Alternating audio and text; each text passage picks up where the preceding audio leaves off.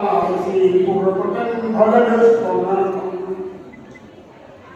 मोहन मालवीय स्नातकोत्तर महाविद्यालय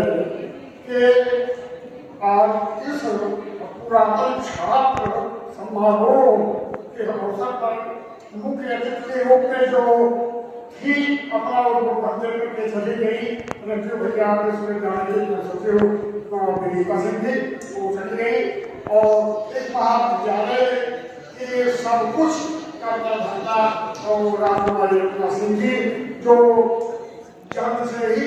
बहुत पहले से ही आपको भारतीय संस्कृति और राष्ट्र प्रेम मिला हुआ है ऐसे हमारी आदरणीय राष्ट्रपति सिंह जी और महाविद्यालय के प्राचार्य शिवम जी जो हम यहाँ प्राचार्य हैं पहले हमारे साथ ही थे अवधि विश्वविद्यालय में ये किसान कार्य शिक्षा था और मैं भी उसी विश्वविद्यालय में महाविद्यालय का प्राचार्य था सबसे वांछित हो रहा हूँ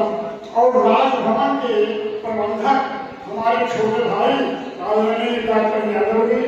और इस महाविद्यालय में जितने प्राध्यापक हैं प्राध्यापिकाएं हैं और जो बंधुआए हैं जो पुरातन छात्र हैं वह सब और ये जो भाई साहब बोल रहे थे और ताकि उनको कम लग रहा हूँ और सभी उपस्थित पुरातन छात्र छात्राओं और वर्तमान समय में पढ़ रहे जो छात्र छात्राएं हैं सभी को मेरा प्रणाम और नमन।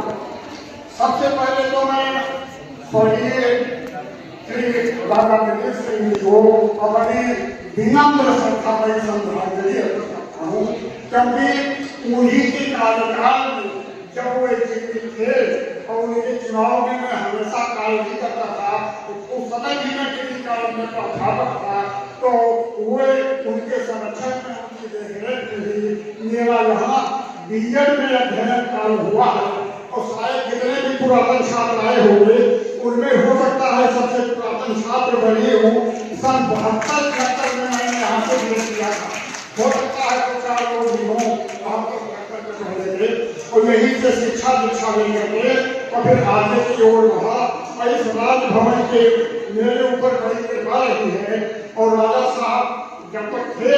उनके समय में भी विद्यादान तो हमको मिला ही और विद्यादान के अलावा भी हमको उन्होंने आजीविका के लिए भी और जो उनके शासन पर विद्यमान थी और वही उनकी उत्तराधिकारी यहाँ जो राजभवन में राजकुमारी सिंह जी हैं उनकी भी मेरी विशेष कृपा रही है मैं हमेशा से रहा हूँ और उन्होंने विद्या को इस विद्यालय में मैंने ग्रहण की है विद्या के पश्चात भी जो कुछ आपसे मेरी जीविका के लिए हित के लिए संभव हो सकता है वो आज भी कर रही है और किया है मैं उनको सावधान देता हूँ। मित्रों भारत को सही नहीं अगर आप विश्व में कहीं देखा है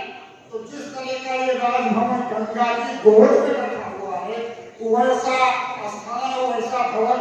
आपको पूरी दुनिया में कहीं नहीं मिलेगा। बड़े बड़े राजभवन 20 मंजिला 50 मंजिला चाहे वो ये सब मिल जाए लेकिन गंगा की गोद में कि गंगा की धारा से एकदम सिमटता हुआ और ये राजभवन हो तो ऐसा भवन कहीं नहीं हुआ देखा जाता इसलिए ये अद्वितीय है और हमारे में एक मिसाल है इस तरह के राजभवन की जो व्यक्ति यहाँ पर जाता है चाहे और मस्जिद के रूप में आए कोई आए और सब इसकी कड़ी प्रशंसा करते हैं ये स्थल ही अपने आप में धन्य है और जिसके ऊपर गंगा जी की निरंतर कृपा रहती है और गंगा जी के ही प्रसाद से आशीर्वाद से उनका ये पूरा वैभव आगे की ओर बढ़ रहा है और हम तो केवल ब्राह्मण हैं इसलिए आशीर्वाद ही दे सकते हैं और गंगा जी की कृपा आपके पूरे परिवार पर और राजकुमारी जी के ऊपर हमेशा बनी रहे तो आगे की और बढ़ती रहे उनका परिवार भी हमेशा हर तरह से तन मन धन विद्या उत्थान आगे बढ़ता रहे मैं ही एक निवेदन कर सकता हूँ। और मित्रों ये विद्यालय विद्या का केंद्र है और जितना पुराना ये महाविद्यालय है शायद जनपद में कोई नहीं होगा और इसकी प्रतिष्ठा जब ये अवध विश्वविद्यालय में था उस समय भी पूरे अवध विश्वविद्यालय में कार्यकर्ता की प्रतिष्ठा थी और जब मैं यहाँ बीएड कर रहा था वहाँ में तो उस समय माननीय प्रभाकर के लिए यहाँ के प्राचार्य थे और सब लोग सभी अध्यापक थे, हर परिस्थिति थे और सब लोग थे। अब वो नहीं है, तो इसलिए मैं उनको अभिनंदन करता हूँ और उनको प्रणाम करता हूँ यहाँ ऊपर से सब लोगों को, क्योंकि ये सही बात है कि अपना विलम्ब हो गया है कि अब इसमें बोलने में तो बहुत कहना चाहते थे यहाँ के सभ्या, लेकिन यदि संस्मरण लेकिन ये हम नहीं कर पा रहे हैं। दरअसल मैं संस्कृत का विद्यार्थी हूँ, प्रथमावधान शास्त्रीय आचार्य से, तो मैं संस्कृत में बहुत रचनाएं भी की हैं और बहुत पुस्तकें भी हैं हमारी। तो एक ऐसा प्रयास मैं कर रहा था कुछ दिन से कि कोई ऐसा श्लोक पढ़ूं, ऐसी रचना करो जिसमें केवल हर्ष पर नहीं जाऊं, दीर्घ बड़ा आ नहीं करो, क्योंकि मेरा नाम शिवभूत है, इसलिए मैंने शंकर जी के ऊपर सोचा था कि ये बनाओ, नाम उसका मैंने रखा था धीरे से महीने माने सब हर्षो अच्छा। तो अभी मैं बैठा था तो मैंने कहा कि हर्षो